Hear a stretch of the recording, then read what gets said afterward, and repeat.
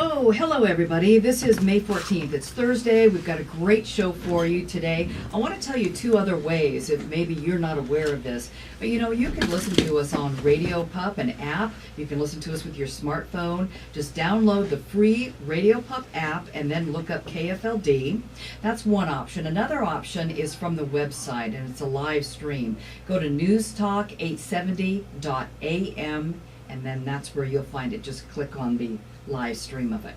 All right, my guest today is, I'm just delighted. I'm delighted to have former Congressman Doc Hastings in our studio today. You know, Doc, I'm sorry, but I'm not sorry, but my career goes back as far as yours does in Congress. Absolutely. I mean, when you first ran for Congress, I remember doing some television discussions between, who was your first opponent? Was it Ensley? Yes, the first time I ran was against Jay Inslee in 1992. That's correct. Yeah, wow. Yeah. That is a long time ago. So we've both been sitting in our chairs in different ways for a long time, haven't we? Well, it's been a great experience. It has. All right. Well, first of all, I want to know if you miss Washington, D.C. or Congress. Well, no. The short answer is no. But I found that the hardest part of anything is making a decision. And I had made a decision roughly a year before the election that I was not going to run again, and so I had a year to wind down a lot of things. Now, I will admit that I watch C-SPAN because I know what's going on. I know who the players are. But as far as missing what's going on, no. 20 years, I had a wonderful experience. But no, it was time for me to go, and so I don't have any qualms. And I have not been on an airplane this year yet. So Oh, good. wow. Yeah. That's really different for you, isn't it? Oh, yeah. Oh, That's gosh, home. you put a lot of miles on. I was coming home virtually every weekend, with the exception of the weeks when we were in session on Mondays and Fridays, and I generally came home every weekend. Wow, a lot of miles. All right. Who was your best friend in Washington, D.C. over the years? Well, it's hard to say. Obviously, people within your delegation, you interact with them. But there was a group of us over the years that would go out every other week. People from Kentucky, Tennessee, Georgia, different parts, California, and we'd just go out and have dinner and commiserate.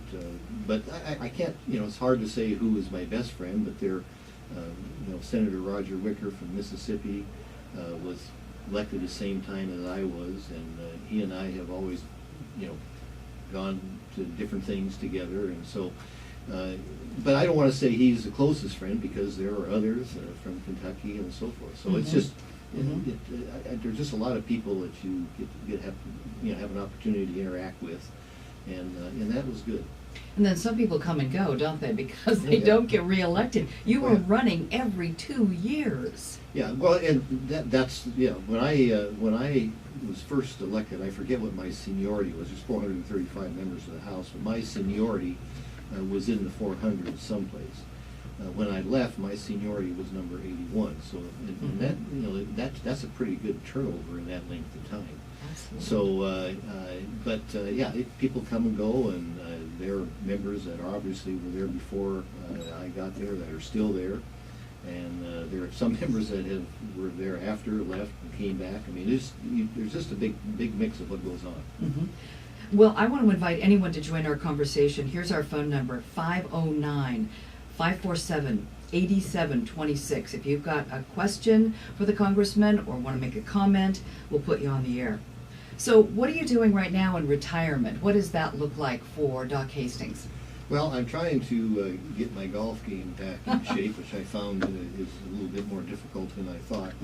But I've really had an opportunity to really watch my grandkids grow up. Just the week before last, my wife Claire and I went to Prosser to see our two granddaughters live in Selah, play a soccer game in Prosser. And then after the soccer game, we came down here and I watched one of my grandsons play Little League Baseball. So, get a twofer in a day. I just didn't have an opportunity to do that. So those sort of things I think are very enjoyable for me. Oh, that sounds nice. But I had an opportunity many times to travel overseas, and I was in Afghanistan, as a matter of fact, just last year, but I was in Iraq 2 different times. And what our military does for the American people is just absolutely tremendous. So they are our first line of defense to make sure that we have the freedoms that we all enjoy here, and frankly, the freedoms sometimes we take for granted. So I have a great deal of respect for those that volunteer for the service, because we do have an all-voluntary service now.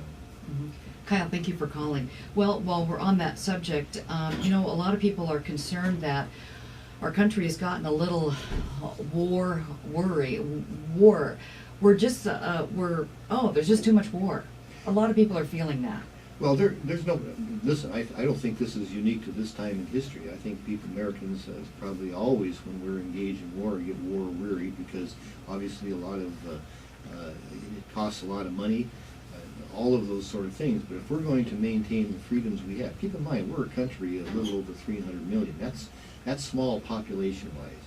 But I do think we are unique people because of the melting pot aspect that has happened over the last 200 plus years. And America the United States is the major power in the world. And if we don't keep engaged in one way or the other, I think that just because of the size of our population, it could work against us. Now, there's always a fine balancing line, there's no question about that. But I get it when people are war weary, because it's just the loss of lives that we have and the cost of maintaining that. But the cost of freedom is not free, and you simply have to be prepared. And I think that's kind of where we are. Well, those folks doing 2, 3, 4 tours of duty just feels excessive in our system, and it really feels like a very, very small segment is carrying the burden.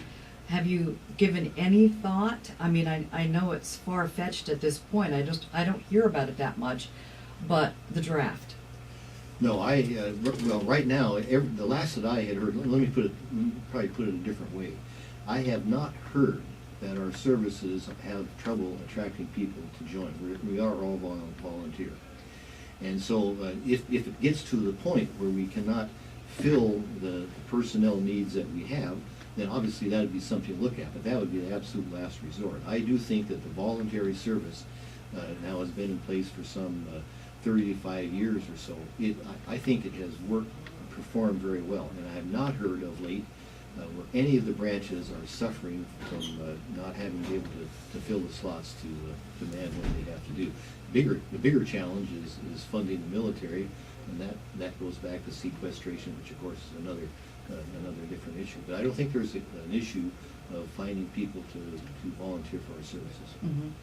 Well, we may have enough to fill the slots, but when we're sending people somewhere 4 times, that's excessive, don't you think? Well, it hurts people and it hurts their families. There's no question, but when you have an all-volunteer force, yes, you have people that know that this is the consequences of their joining and then re-upping and going through that.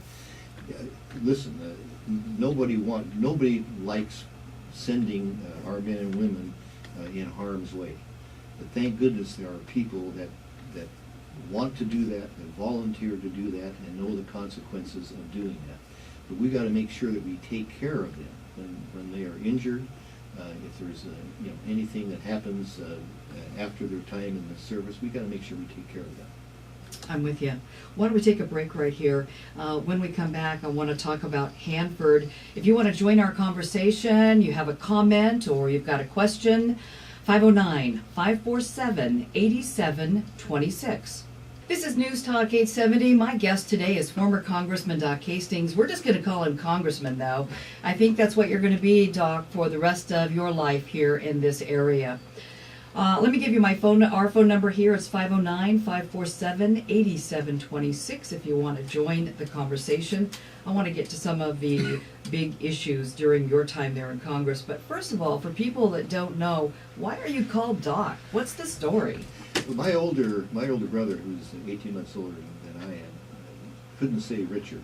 At 18 months, you couldn't say much of anything. And I'm told that when I was in the bassinet at home, Raj would point at me and say DACA, and it just stuck. Oh. Nothing more than that. So you don't have a medical degree or anything like that? No, I don't have that at all. I'm not even associated close to that at all.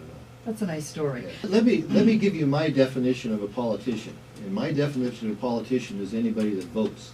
Now, admittedly, because I ran for office, I took it to a different level. But no, I have no plans at all, or frankly, no desire to get involved again. I had 20 years in Congress, and then I had 8 years part-time in the state legislature, and I enjoyed every minute. I'm not saying that, but I think it's just time for me to go, and I have no plans at all, and I know my wife has no plans for me to do that either, I might add. See, that's the key part. I'm sure her vote is very strong. You're getting your golf game back. You're enjoying your children, but I also know you're going to be serving on some boards. You're going to be active in the community. You're just not going to run for elected office, aren't you? You're on the TRIDEC board now. TRIDEC. I got elected to the TRIDEC board, so I look forward to that. I mean, there are things I think I obviously have probably some value of the experience that I had, and I'm certainly willing to work with people in that regard. Mm-hmm. All right, let's look and turn our attention to some of the most important national issues during that 2 decades of service in Congress. When you reflect back on that, what do you see as some of those big issues? Well, probably the biggest one happened after 9/11/2001, when the decision was made that there's now a new war out there, and we have to be prepared for that. And so, whatever was associated with those decisions, that led obviously to going to war in Iraq, obviously Afghanistan first, and then Iraq. Those were big decisions. There's no question about that, because the national treasury is affected by that. You're sending men and women in harm's way. That was that took a lot of thought and a lot of people. There's a lot of debate on that on the House floor. So that was probably, if you pick one issue, that was probably one of the bigger ones that you have to face. Well, do you think that as a nation or as Congress we learned anything through the process of going to war in Iraq that we maybe will think differently in the future? Well, I think the challenge is the war that we have with the jihadists, and I think we should recognize that this is a radical part of the Muslim religion. We should recognize that, and that is a war unlike any other that we have fought. Because generally, wars prior to this was about geography. I mean, the Second World War and the First World War was about geography. You had Germany on 2 occasions that wanted to expand their influence, and so it was about geography. This is a different war. This is a different war, not necessarily about geography, although geography plays in, especially in the Middle East. But it's a war that is unlike any other. So we're going to have to figure out how we do that exactly. And I have all the confidence that given the right tools, our military can figure out a way to do that. But it's going to be we just need to recognize that there are those out there that want to bring down our country, and they'll start using any means that they possibly can. And I fear that we're going to have some of these terrorist activity more here in our country. I mean, all the signs are there that that's going to happen. Mm-hmm. And that concerns me. Well, we've said that though for the last decade. I mean, I'm not inviting any changes, but we've been on high alert for a good decade. We have, and part of it is because of the surveillance tools that we have given to our agencies to look at all of that. But there's a balance there. You have the freedoms that we all want, plus you want to have the security. And as long as Congress is constantly reviewing and getting the information on how this is working and how it's not working, then I think we'll be okay. The key on all of this is always very difficult, because it has to be under the radar. You start signaling to your enemies that we know what they're doing and everybody knows that, then you have compromised that position or the advantage that you may have. So it's a tough balancing act, there's no question about it. But your observation that we haven't had another event like 9/11 is true. But that could happen, again, I'm sure of it. Yes. The position of Congress is at the top of the list of professions or whatever that are most disliked in our country. Their Congress, members of Congress are even ahead of lawyers, media. I mean, you can go down the list, you know. How did that feel? There was a lot of, I think, disrespect going on right now about Congress, and how did that feel when you're in the middle of it? Well, I have always subscribed generally to what our third president said, Thomas Jefferson. And he said a healthy distrust of those that govern is good for the republic. So I've always kind of subscribed to that. Now, having said that, I'm not sure a 15 or 18% approval rating is Right. meets what he was talking about. But I do think that that general principle is very important, because this is a government of the people. And if they show that they don't like what's going on, at some point that is going to be reflected in policies that your elected officials are going to have to deal with. The nature of self-government is more reactionary anyway. People are ahead of the elected leaders, and that's where a lot of the ideas come from anyway. But that's, you know, when you're part of a body that has a low approval rating, yeah, that kind of concerns you. But again, I always went back to, again, what Thomas Jefferson said, and that always said, okay, I get it now. You spent those 2 decades, you saw the transition of Hanford going from basically Cold War activity to cleanup activity.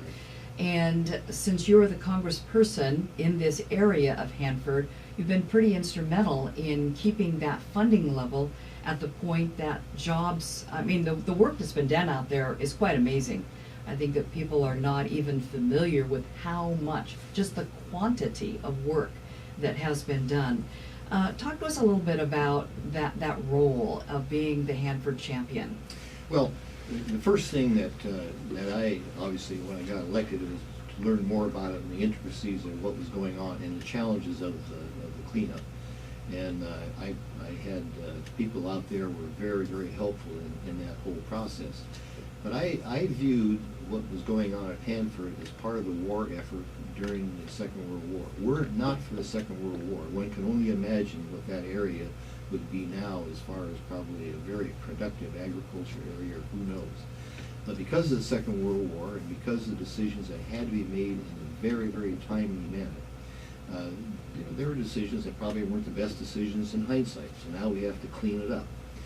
And I always felt that it's very important to clean that up, because when you're dealing with radioactive material close to Columbia River, you want to make sure that you guard against that.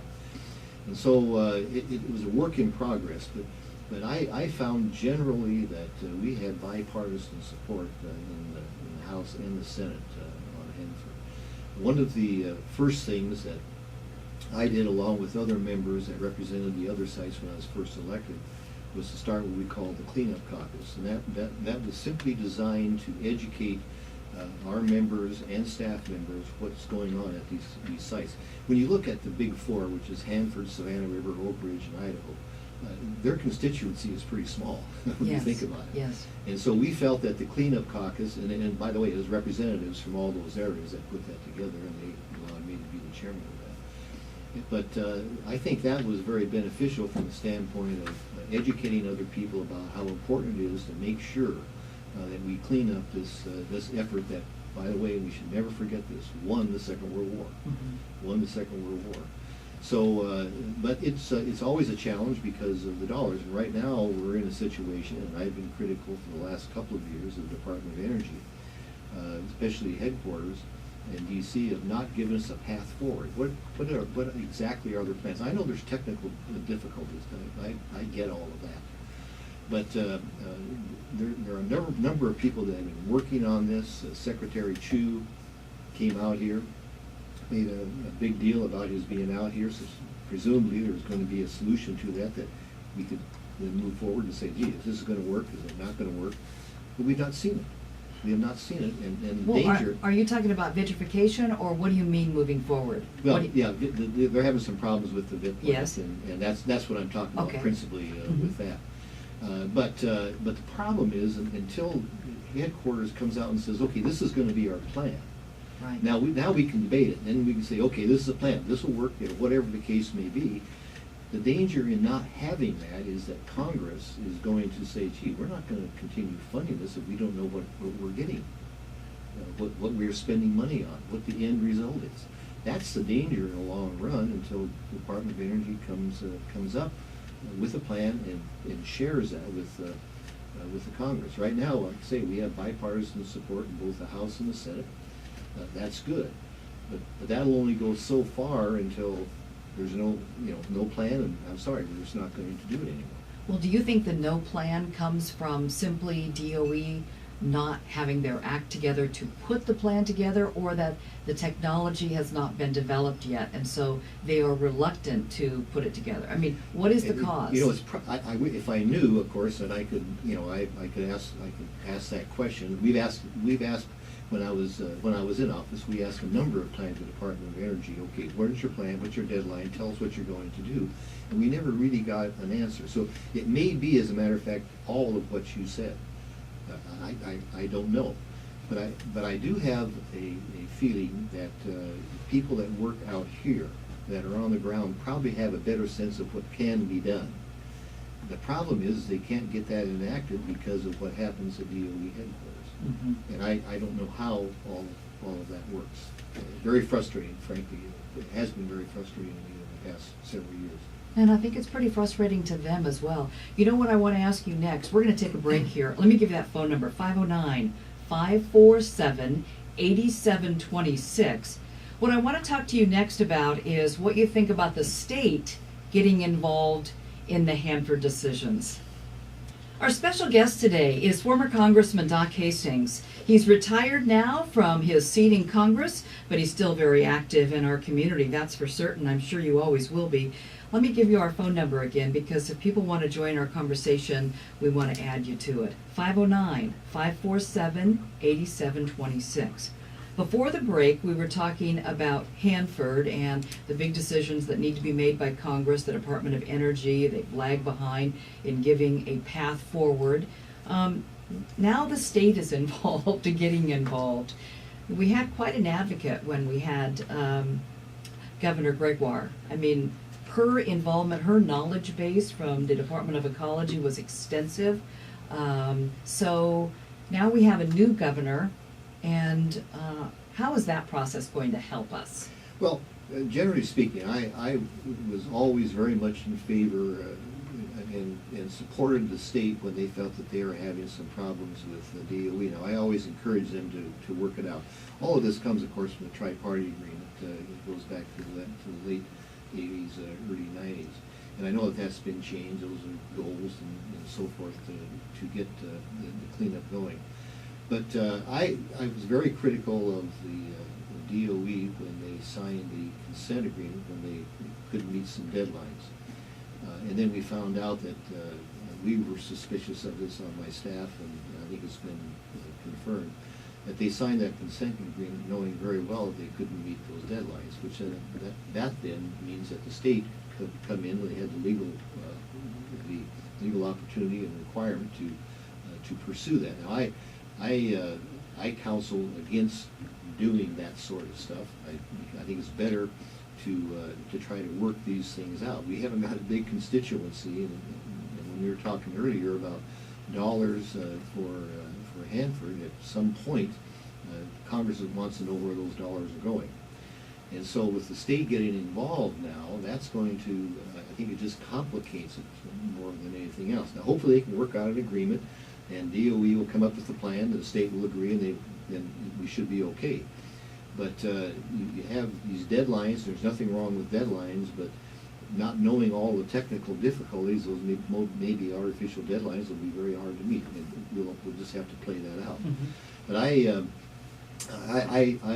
was not, I didn't think that the state should have done what they have done. But they've done it now, and we have to live with it. But on the other hand, DOE should never have gotten themselves in that situation when they signed the consent agreement. They knew they were going to miss those deadlines. Right. So. I know a lot of people are concerned that the state involvement takes the eye off the ball, that the state is, we're concerned about this, let's say, problem A, when other people who live in this area and work there want to be concerned about problem B. And so there's just so many problems. Well, there are some challenges, but the biggest challenge is that at some point, Congress, who funds these programs, needs to be convinced that the taxpayer dollars that they'll be appropriating will be used to clean up Hanford. Yeah. And you can't do that unless you are convinced that you have a good plan. Mhm. And if you have the state that's involved, in this case Washington State, that has a different view, it does not help the process. I would just simply say that. Okay. And that, we were focusing most of our discussion here on the VIT plant, which of course is in the Central Plateau, overlooking the fact that the river corridor has been largely cleaned up. In fact, it would be cleaned up this year were it not for the 324 building there where they found that radioactive cell that they didn't know was there.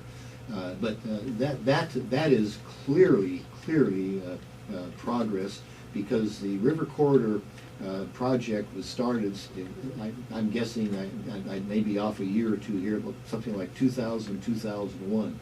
And to have that much area cleaned up, admittedly it's not like the Central Plateau, but have that much area that was cleaned up, that's where all the reactors were, they're right on the river, is really pretty remarkable. So the work that was done out there, I'm glad you brought that up, John, because that really is a success. But the focus has been here on the Central Plateau and principally the VIT plant. But you're exactly right about the river corridor. That has been a success. So I'm wondering if the answer to this question is already out there, but I wrote down here, what frustrates you most about Hanford? Is it DOE? Well, it's one of the the Office of River Protection was legislation that I had introduced, and the idea was to focus on that part of it, but also the idea behind that was to allow more local decision making. And I think for a time that was the case, but I think we are now getting away from that. There's been some talk that I don't like at all of combining Office of River Protection and the Richmond operations. I think that's a bad idea. I don't think we would have gotten the river corridor, for example, had those been together. So I guess the frustration that I would say really comes from the headquarters in D.C. Yeah. All right, well, I thought that was going to be your answer there. Yeah. What accomplishments are you most proud of if you look back on your career? Well, Christine, this sounds like I'm trying to dodge the question, but let me explain why I really can't answer that directly. In my first term in the Washington legislature, I remember I was walking back to my office, and I was walking with a senior member. And he made the observation to me, and he said, every legislative session is different. He had been there probably 10 terms by that time. Now, the only reason I remember that is because that is precisely true. Every legislative session and every congressional session is different. You have different challenges on the local level and different challenges on the national level, and you deal with them. And to say one is more important than another is really pretty hard to do. But clearly, as I mentioned, when we got legislation creating ORP at that time, I thought that was very, very important. After we went to, after 9/11, I discovered that legal immigrants that had volunteered for our service and putting themselves in harm's way took a long time to become a citizen. I introduced legislation along with others to say that if you're a legal immigrant and you meet certain things in the military, you can become a citizen in a fast track. I thought that was the right thing to do. And of course, more recently, getting the Manhattan Project here as a national park. But I can talk about a lot, virtually every session. We had some issues with the Odessa aquifer up there, not getting enough water in that part of the district. So there's a lot of different ones, and I'll leave others to say how they rank as importance, but those are the ones that that at the time were very important, and we dealt with them, and they were. I'm glad we got something accomplished on that. What extra jobs, besides being a congressman for the 4th District, like you were sergeant at arms, what are the extra jobs or the extra jobs on committees that you liked the most? Well, I had the privilege in the time that I was there to chair 2 standing committees. I chaired the Natural Resources Committee, and then of course I chaired the Ethics Committee. And when you're on the Ethics Committee, it's kind of a mixed bag, because you have to pass judgment on your colleagues, and that's not the easiest thing to do. But on the other hand, if you're asked to serve on that committee, somebody feels that you can do a good job on behalf of the institution, so it kind of cuts both ways. But I was also on the whip team. That's part of counting votes, and I enjoyed that. I enjoyed that when I was in the legislature too, I might add. And then I was on what they call the Republican Steering Committee for the last 12 years, and that is the committee that decides which members are on certain committees and who's going to be chairman of certain committees. And I had an opportunity to be on that committee for 12 years. So I had, and then of course I served on the Rules Committee for 12 years too. So I had, I had a pretty wide range of experience when I was back there, and I enjoyed it all. Mm-hmm. Did you like campaigning? Oh yeah, that's campaigning was yeah, that was fun. In this day and age now, sometimes the campaigns never end. Yeah. You're constantly seems like you're raising money and that sort of stuff. But yes, I enjoyed that part of it. This is a free country, and anybody that wants to run, you have to convince the majority of people to vote for you. That's obviously a challenge, but that's how our system works. That's what makes our system work. So I look forward to the campaigns. There's a lot of criticism. I don't think this applies to you, but I'm curious your opinion about this, that former people from Congress will go back and be hired by high-profile groups to be lobbyists and then lobby Congress. What do you think about that? I really don't have much of a problem with that, and let me give you my view of lobbyists. I was in business, obviously, before I got elected to Congress, and we used to have salesmen come into our business trying to sell us whatever they were, bill of goods, not bill of goods, that's probably not a good way to say Yes. it, but products that we could resell. And as somebody who didn't know a lot about these products, these salesmen would give me the benefit of what their product was. And sure enough, there would be somebody that would have a similar product, and they'd give me the benefit. I have to make the decision. Well, I viewed lobbyists exactly the same way. They had their point of view. They came into my office, talked to me or my staff, and they would emphasize the positive. Now, if it's a controversial issue, I guarantee you somebody on the other side would come in and they'd emphasize it. But that's how you get your information. So I don't think it's, there is a rule, by the way, that you can't lobby Congress for 1 year after you leave Congress. So it won't be until next January that those that retired, like I retired, can lobby Congress. But I had former members come in and talk to me. I thought that they came in and I was maybe favorably disposed to their position anyway. So I didn't think they were necessarily doing their clients any favor by coming in to me and talking to me when they knew that where I was. But I do remember a time where a member came in towards the end of the session. That's kind of the time when you try to put a lot of stuff together to get passed, and wanted me to do something that I just felt was contrary. And I'm sure he told his client that, I know, Doc, I think I can do this. And he came in and talked to me, and I said, I'm not going to do it.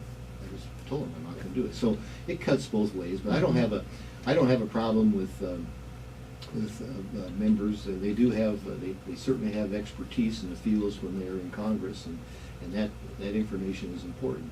But it depends on what their relation is with the client. I mean, again, if you know that any member is favorably disposed to your position, and you're billing your client to go in and say, hey, he's favorably disposed, he's probably not doing his client any favors. Favors there. All right. Well, we're going to take a break right here, but I want to talk with you about the whole area of compromise. I've named this program Meet in the Middle with Christine Brown, and I'm really hoping that in the future our political scene can look at both sides from the center. So I want to ask you how you think we could get closer to that. You're listening to News Talk 870, and our special guest is Doc Hastings. Hey, how about a phone number? 509-547-8726. If you've got a comment or a question for former Congressman Doc Hastings.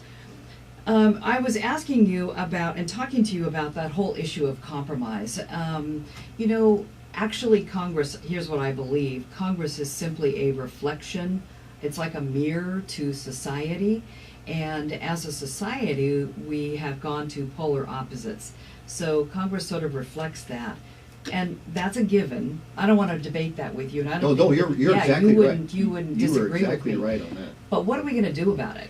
Well, here's a couple of things, and that is when there is agreement, there just is no news in agreement. I mean, that's just the way it goes, and that's not a criticism of the media. That's just the nature of it.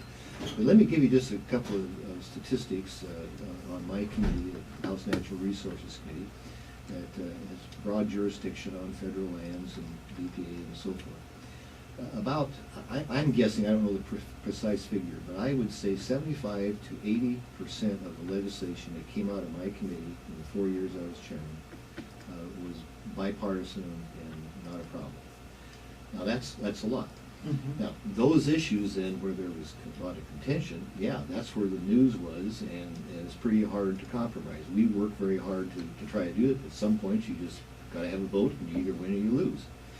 But I do believe that one of the problems with the Congress, and I've mentioned this, I've talked about this with some of my colleagues back there, the state legislatures, as a rule, I can only speak for Washington, but a lot of my colleagues serve in state legislatures in other states. As a rule, state legislatures are much more disciplined on how they do their work. Like our legislature, for Right. example, has times when you can introduce bills, times when you consider House bills, times when you consider bills, and so forth, and they have those times. Plus, they have what we call joint rules, which are simply a method by which you resolve the differences between the two houses. Now, I think most legislatures are like that. Congress is not like that at all. There's no discipline whatsoever. You could introduce a bill on a major piece of legislation the last day of the session if you wanted to. And I think that's a fault of how Congress works. And then you have two distinct bodies where in the Senate you can't do anything unless you have unanimous consent. That means every senator has to agree on whatever the floor proceedings are, which means there's a lot of negotiations that go on that are probably totally unrelated to the legislation at hand.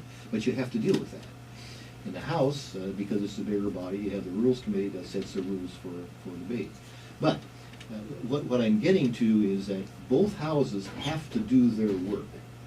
And when they do their work, then there's a means to come together and compromise. But when one house doesn't do their work, then the whole process breaks down. Now, I'm going to sound very partisan on this, and people listening can make their own judgment.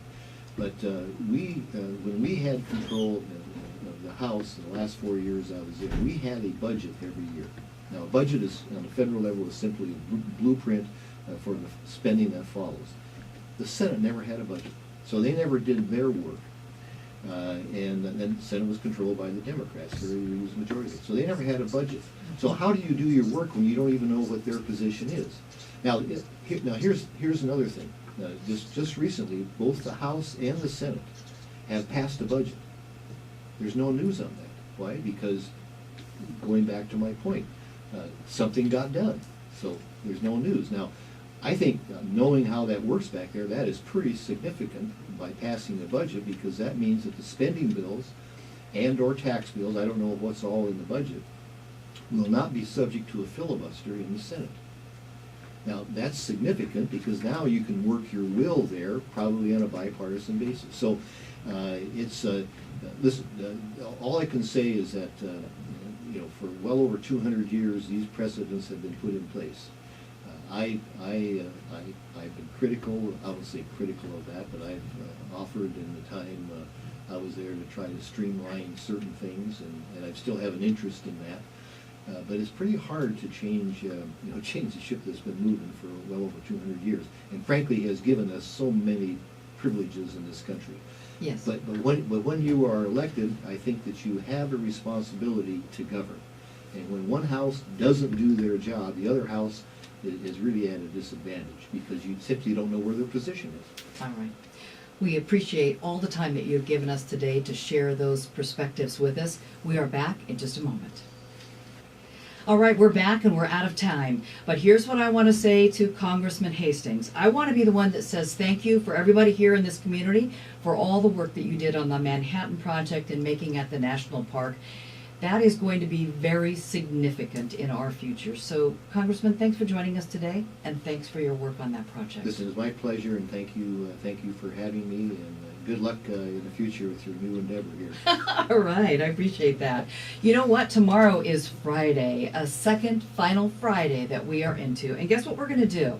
I'm calling this Forgiveness Friday. We're going to talk to some people about the value of forgiveness, both emotionally and physically, how it can really screw you up when you hold a grudge.